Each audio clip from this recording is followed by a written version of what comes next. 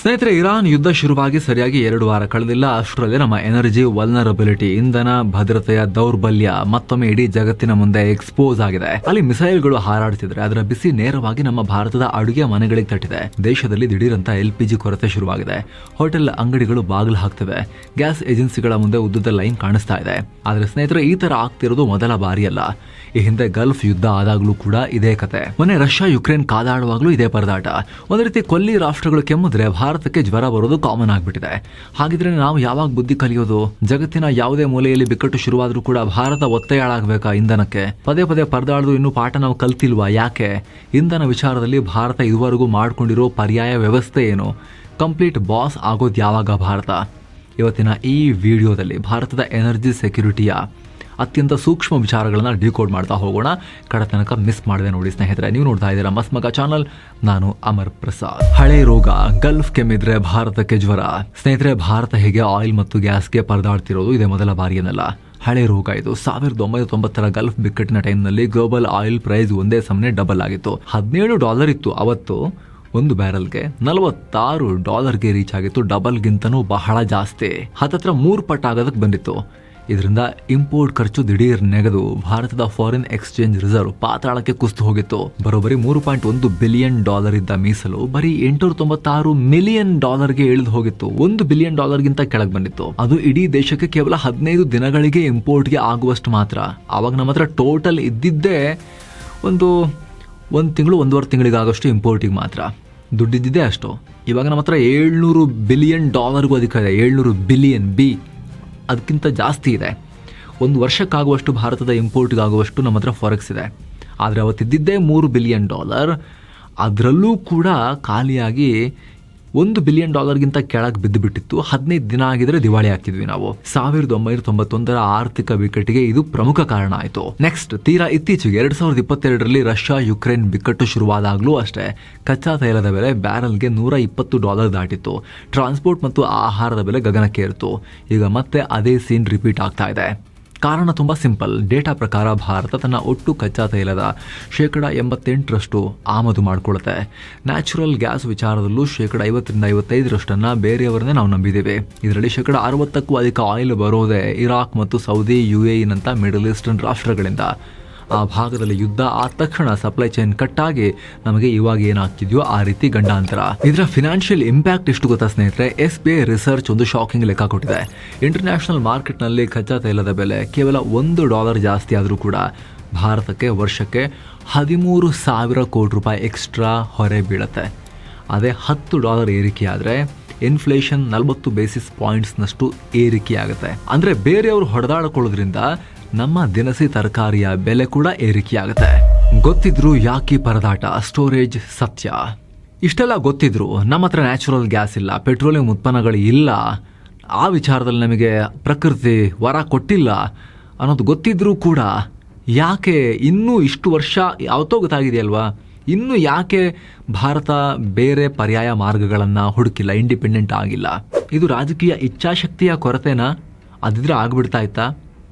ಖಂಡಿತ ಆ ಥರನೂ ಇಲ್ಲ ಗ್ರಾಚಾರಕ್ಕೆ. ಇದರ ಹಿಂದೆ ಬಹುದೊಡ್ಡ ಇಂಡಸ್ಟ್ರಿಯಲ್ ಮತ್ತು ಭೌಗೋಳಿಕ ಸವಾಲುಗಳಿದ್ದಾವೆ. ದೇಶಕ್ಕೆ ಇದು ಪ್ರಕೃತಿಯ ಚಾಲೆಂಜ್. ಇದು ಮುಖ್ಯವಾಗಿ 5-6 ಕಾರಣಗಳು ನಮ್ಮನ್ನು ಕಟ್ಟಿ ಹಾಕಿವೆ. ಮೊದಲನೇದು, ರಾಕೆಟ್ ವೇಗದಲ್ಲಿ ಬೆಳೆದ ಬೇಡಿಕೆ. ಭಾರತದ ಜನಸಂಖ್ಯೆ 140 ಕೋಟಿ ದಾಟಿದೆ. ಅದಕ್ಕೆ ತಕ್ಕಂತೆ ನಮ್ಮ ಎಕಾನಮಿ, ವಾಹನಗಳ ಸಂಖ್ಯೆ ಕೂಡ ವಿಪರೀತ ಏರಿಕೆಯಾಗಿದೆ. ಆದರೆ ಅದು ಒಳಗೆ ಹಾಕೋಕ್ಕೆ ತೈಲ ಎಲ್ಲಿದೆ? ಇಲ್ಲ. ಡೇಟಾ ಪ್ರಕಾರ ಒಟ್ಟು ಕಚ್ಚಾ ತೈಲದ ಬಳಕೆಯಲ್ಲಿ 85-90% ನಾವು ಇಂಪೋರ್ಟ್ ಮಾಡ್ಕೊಳ್ತೀವಿ. LPG ವಿಚಾರದಲ್ಲೂ ಅಷ್ಟೇ. Bureau of energy efficiency report ಪ್ರಕಾರ 2016-17ರಲ್ಲಿ 11 ಮಿಲಿಯನ್ ಟನ್ ಇದ್ದ ನಮ್ಮ LPG ಆಮದು 2023-24ರ ಹೊತ್ತಿಗೆ 18.5 ಮಿಲಿಯನ್ ಟನ್ಗೆ ಜಿಗಿದಿದೆ. ನೆಕ್ಸ್ಟ್, ಭೌಗೋಳಿಕ ಮಿತಿ ಮತ್ತು ಬತ್ತುತ್ತಾ ಇರೋ ಮೂಲಗಳು. ನಮ್ಮ ಭೂಮಿಯ ಕೆಳಗಡೆ ಪೆಟ್ರೋಲಿಯಂ ನಿಕ್ಷೇಪ ತುಂಬ ಕಮ್ಮಿ. ಇಡೀ ಜಗತ್ತಿನ ನಿಕ್ಷೇಪದಲ್ಲಿ 0.1% ಇಲ್ಲ. 0.02 to 0.03% ಅಷ್ಟೇ ನಮ್ಮ ಹತ್ರ ಇರೋದು ಭೂಮಿ ಕೆಳಗಡೆ. ಸ್ವಲ್ಪ ಬಾಂಬೆ ಹೈ ಅಥವಾ ಮುಂಬೈ ಹೈ ಅಂಥ ಜಾಗಗಳಲ್ಲಿ ಸ್ವಲ್ಪ ಆಯಿಲ್ ಫೀಲ್ಡಲ್ಲಿ ಏನಿತ್ತು ಅಲ್ಲೂ ಪ್ರೊಡಕ್ಷನ್ ಕಮ್ಮಿ ಆಗೋಕ್ಕೆ ಶುರುವಾಗಿದೆ. ಹೊಸದಾಗಿ ಡೀಪ್ ವಾಟರ್ ಮೈನಿಂಗ್ ಮಾಡೋದು ಟೆಕ್ನಿಕಲಿ ತುಂಬ ಕಷ್ಟ, ಚಾಲೆಂಜಿಂಗ್ ಮತ್ತು ಕಾಸ್ಟ್ಲಿ. ಮೂರನೇದು ಟೈಮ್ ಮತ್ತು ದುಡ್ಡು. ಒಂದು ಹೊಸ ಆಯಿಲ್ ಫೀಲ್ಡ್ ಹುಡುಕಿ ಡೆವಲಪ್ ಮಾಡಿ ಅದರಿಂದ ತೈಲ ತೆಗೆಯೋಕೆ 5-15 ವರ್ಷಗಳು ಬೇಕಾಗುತ್ತೆ. ಜೊತೆಗೆ ಸಾವಿರಾರು ಕೋಟಿ ಇನ್ವೆಸ್ಟ್ಮೆಂಟ್ ಹಾಕಬೇಕು ಅದಕ್ಕೆ. ಅದರ ಬದಲು ಗ್ಲೋಬಲ್ ಮಾರ್ಕೆಟಲ್ಲಿ ದುಡ್ಡು ಕೊಟ್ಟರೆ ಇಮಿಡಿಯೇಟ್ ಆಗಿ ಇಂಪೋರ್ಟ್ ಮಾಡ್ಕೋಬೋದಲ್ವಾ. ಸರ್ಕಾರಕ್ಕೂ ಪ್ರೈವೇಟ್ ಕಂಪನಿಗಳಿಗೂ ಆಮದು ಮಾಡಿಕೊಳ್ಳೋದೇ ಶಾರ್ಟ್ ಟರ್ಮ್ನಲ್ಲಿ ಲಾಭದಾಯಕ ಮತ್ತು ಈಸಿ ದಾರಿ. 4ನೇದು ಇನ್ಫ್ರಾಸ್ಟ್ರಕ್ಚರ್ ಕೊರತೆ. ನಮ್ಮಲ್ಲಿ ಗ್ಯಾಸ್ ಪೈಪ್ ಲೈನ್ಗಳು, LNG ಟರ್ಮಿನಲ್ಗಳು ಮತ್ತು LPG ಸ್ಟೋರೇಜ್ ಕೆಪಾಸಿಟಿ ತೀರಾ ಕಮ್ಮಿ ಇದೆ.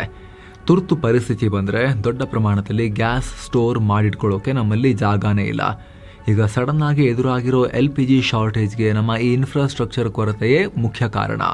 5ನೇದು ಎನರ್ಜಿ ಟ್ರಾನ್ಸಿಷನ್ ಟ್ವಿಸ್ಟ್. ಭಾರತ ಈಗ ಕ್ಲೀನ್ ಎನರ್ಜಿ ಅಂದರೆ ಸೋಲಾರ್ ಮತ್ತು ವಿಂಡ್ ಪವರ್ ಕಡೆಗೆ ಶಿಫ್ಟ್ ಆಗ್ತಿದೆ. ಆದರೆ ಎನರ್ಜಿ ಸ್ಟೋರ್ ಮಾಡೋಕ್ಕೆ ದೊಡ್ಡ ದೊಡ್ಡ ಬ್ಯಾಟರಿ ಗ್ರಿಡ್ಗಳು ಬೇಕು. ಅದು ಕಂಪ್ಲೀಟ್ ಆಗೋವರೆಗೂ ನಮ್ಮ ಟ್ರಾನ್ಸ್ಪೋರ್ಟ್ ಮತ್ತು ಫ್ಯಾಕ್ಟ್ರಿಗಳಿಗೆ ಫಾಸಿಲ್ ಫ್ಯೂಲ್ ಅಂದರೆ ಪೆಟ್ರೋಲ್, ಡೀಸೆಲ್, ಗ್ಯಾಸ್ ಅನಿವಾರ್ಯ. ಒಟ್ಟಾರೆ ಹೇಳೋದಾದರೆ ಎನರ್ಜಿ ವಿಚಾರದಲ್ಲಿ ಸ್ವಾವಲಂಬಿ ಆಗೋದು ಒಂದೆರಡು ದಿನದ ಮ್ಯಾಜಿಕ್ ಅಲ್ಲ. ನಮ್ಮ ಭೌಗೋಳಿಕ ಮಿತಿಗಳು, ಇನ್ಫ್ರಾಸ್ಟ್ರಕ್ಚರ್ ಕೊರತೆ, ದುಡ್ಡಿನ ಕೊರತೆ, ವಿಪರೀತ ಬೇಡಿಕೆಯಿಂದಾಗಿ ನಾವು ಇವತ್ತಿಗೂ ಅನಿವಾರ್ಯವಾಗಿ ಆಮದು ಮಾಡಿಕೊಳ್ಳೋದನ್ನೇ ಡಿಪೆಂಡ್ ಆಗಿದ್ದೇವೆ. ಇದಕ್ಕಿಂತ ದೊಡ್ಡ ಶಾಕಿಂಗ್ ಸತ್ಯ ಅಂದರೆ ನಮ್ಮ ಸ್ಟ್ರಾಟಜಿಕ್ ಪೆಟ್ರೋಲಿಯಂ ರಿಸರ್ವ್ಸ್ SPR. ಯುದ್ಧದಂತಹ ತುರ್ತು ಪರಿಸ್ಥಿತಿ ಬಂದರೆ ಬಳಸೋಕೆ ಅಂತ ರಾಷ್ಟ್ರಗಳು ಭೂಮಿ ಅಡಿಯಲ್ಲಿ ಸುರಂಗ ತೋಡಿ, ಟನಲ್ಸ್ ಮಾಡಿ, ಒಂಥರ ಅಂಡರ್ಗ್ರೌಂಡ್ ಸ್ಟೋರೇಜ್ ಅಂತ ಅಂದ್ಕೊಳ್ಳಿ, ಅಲ್ಲಿ ಕಚ್ಚಾ ತೈಲವನ್ನು ಶೇಖರಿಸಿಡ್ತಾರೆ. ಅಮೆರಿಕದ ಬಳಿ 400 ಮಿಲಿಯನ್ ಬ್ಯಾರಲ್ ಕಚ್ಚಾ ತೈಲದ ರಿಸರ್ವ್ ಇದೆ. ಚೀನಾ ಬಳಿ 1 ಬಿಲಿಯನ್ ಬ್ಯಾರಲ್ಗೂ ಅಧಿಕ ರಿಸರ್ವ್ಸ್ ಇದೆ. ಅಂದರೆ ಯುದ್ಧ ಬಂದರೂ ಕೂಡ ಅವರು ತಿಂಗಳುಗಟ್ಟಲೆ ಆರಾಮಾಗಿ ಸರ್ವೈವ್ ಆಗ್ತಾರೆ. ಆದರೆ ಭಾರತದ ಬಳಿ ಇರೋದು ಕೇವಲ 5.33 million metric ton. Visakhapatnam, Mangaluru ಮತ್ತು ಪಾದೂರ್ನಲ್ಲಿ ನಮ್ಮ ರಿಸರ್ವ್ಸ್ ಇವೆ.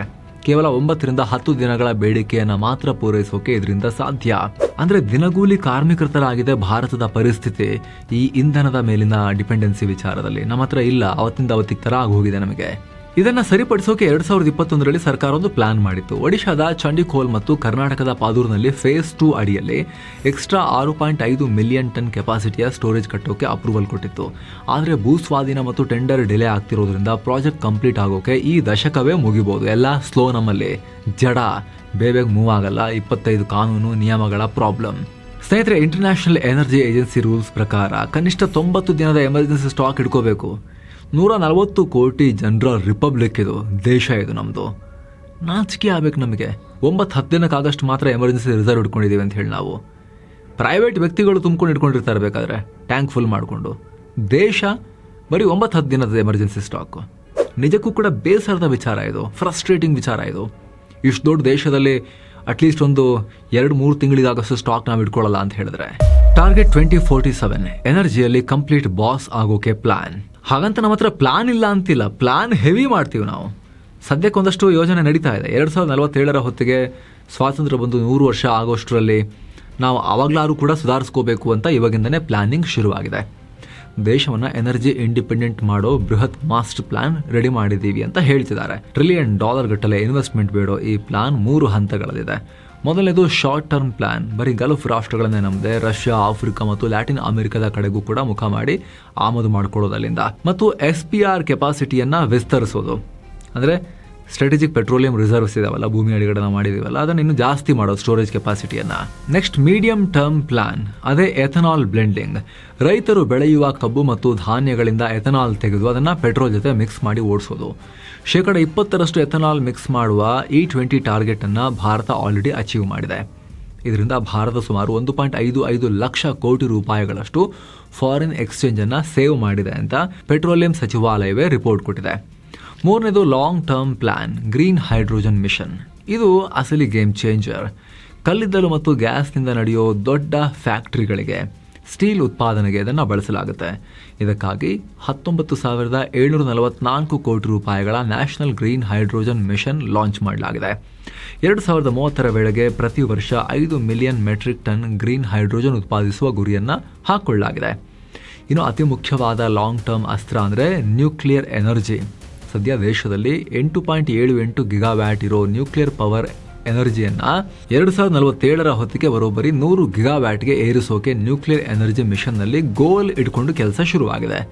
ಇದಕ್ಕಾಗಿ ಪಾಸ್ ಮಾಡಿರೋ ಶಾಂತಿ ಆಕ್ಟ್ 2025 ಇತಿಹಾಸದಲ್ಲೇ ಮೊದಲ ಬಾರಿಗೆ ಪ್ರೈವೇಟ್ ಕಂಪನಿಗಳು ಕೂಡ ಬಂದು ಈ ಕ್ಷೇತ್ರದಲ್ಲಿ ಕೆಲಸ ಮಾಡಿ ಅಂತೇಳಿ ಅವಕಾಶ ಕೊಟ್ಟಿದ್ದಾರೆ. ಗ್ರೌಂಡ್ ರಿಯಾಲಿಟಿ ಏನು? ಸದ್ಯ ಭಾರತದ ಪರ್ಫಾರ್ಮೆನ್ಸ್ ಹೇಗಿದೆ? ಇತ್ತೀಚೆಗೆ ಕೆಲಸಗಳಲ್ಲಿ ಸ್ವಲ್ಪ ಪಾಸಿಟಿವ್ ಗ್ರೋತ್ ಕಾಣಿಸ್ತಾ ಇದೆ. ರಿನ್ಯೂವಬಲ್ ಎನರ್ಜಿಯಲ್ಲಿ ಭಾರತ ಈಗ ವಿಶ್ವದಲ್ಲೇ 4ನೇ ಸ್ಥಾನಕ್ಕೆ ಬಂದಿದೆ. ನಾವೀಗ ಒಟ್ಟು 260ರಿಂದ 270 ಗಿಗಾವ್ಯಾಟ್ ಕ್ಲೀನ್ ಎನರ್ಜಿಯನ್ನು ಪ್ರೊಡ್ಯೂಸ್ ಮಾಡ್ತಾ ಇದ್ದೇವೆ. ಇದರಲ್ಲಿ 130 ಗಿಗಾವ್ಯಾಟ್ಗೂ ಹೆಚ್ಚು ಸೋಲಾರ್, 50 ಗಿಗಾವ್ಯಾಟ್ಗೂ ಹೆಚ್ಚು ವಿಂಡ್ ಎನರ್ಜಿ ಇದೆ. ಏನು ಎಲೆಕ್ಟ್ರಿಕ್ ವೆಹಿಕಲ್ ಸೆಕ್ಟರ್ ಕೂಡ ಬೂಮ್ ಆಗ್ತಿದೆ. ಆದರೆ ಚೈನಾ ನಮ್ಗಿಂತ ಬಹಳ ಮುಂದಕ್ಕೆ ಹೋಗಿದೆ. ನಾವು ಸ್ವಲ್ಪ ನಿಧಾನಕ್ಕೆ ಕುಂಟುತ್ತಾ ಇದ್ದೇವೆ. ಇನ್ನು ಬೇಗ ನಾವು ಪ್ಲಾನ್ ಮಾಡಬೇಕಾಗಿತ್ತು. ಈಗ ಅವರ ಹತ್ರ ಬ್ಯಾಟ್ರಿ ತರಿಸ್ಕೊಂಡು ಇಕ್ವಿಪ್ಮೆಂಟ್ ತರಿಸ್ಕೊಂಡು ಜೋಡಿಸ್ಕೊಂಡು ಕಾರ್ ಮಾಡೋಕ್ಕೆಲ್ಲ ಹೊಡ್ತಾ ಇದೀವಿ ನಾವೀಗ.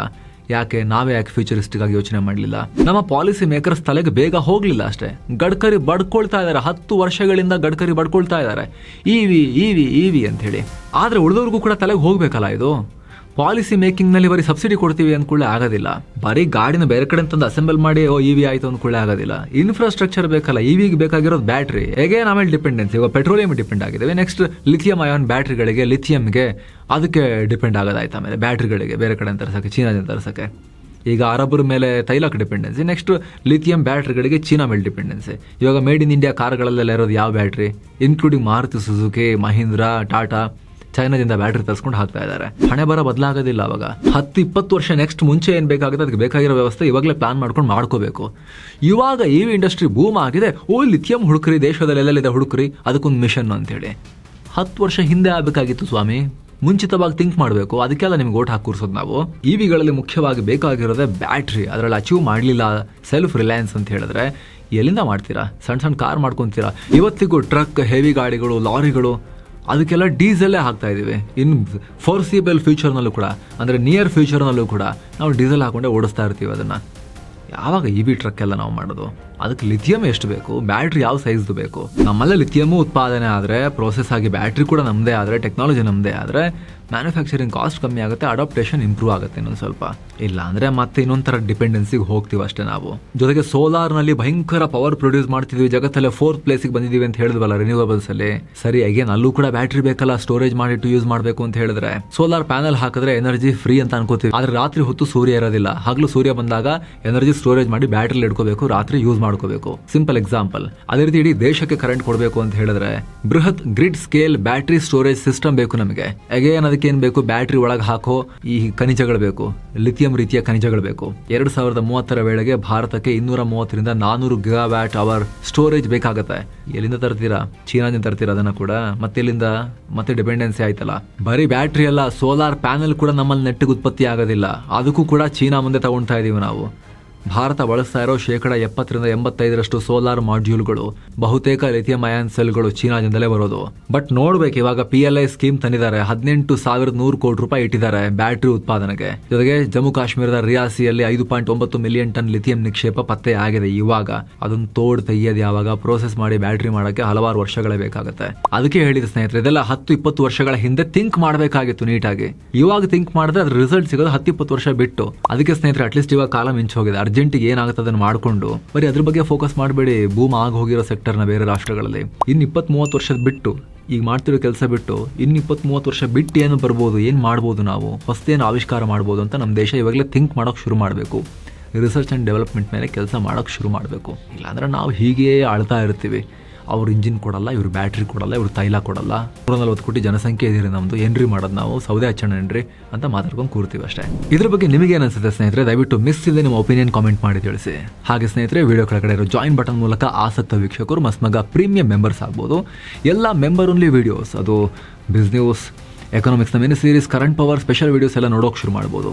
ಎಲ್ಲಕ್ಕಿಂತ ಹೆಚ್ಚಾಗಿ ನೀವು ಜಾಯಿನ್ ಆದಾಗ ಅದು ನೀವು ನಮಗೆ ಕೊಡೋ ಅತಿ ದೊಡ್ಡ ಬೆಂಬಲ. ಆಸಕ್ತರು ಚೆಕ್ ಮಾಡಿ ಜಾಯಿನ್ ಬಟನ್. ಮತ್ತೆ ಭೇಟಿ ಆಗ್ತಿರೋಣ. ನಮಸ್ತೆ.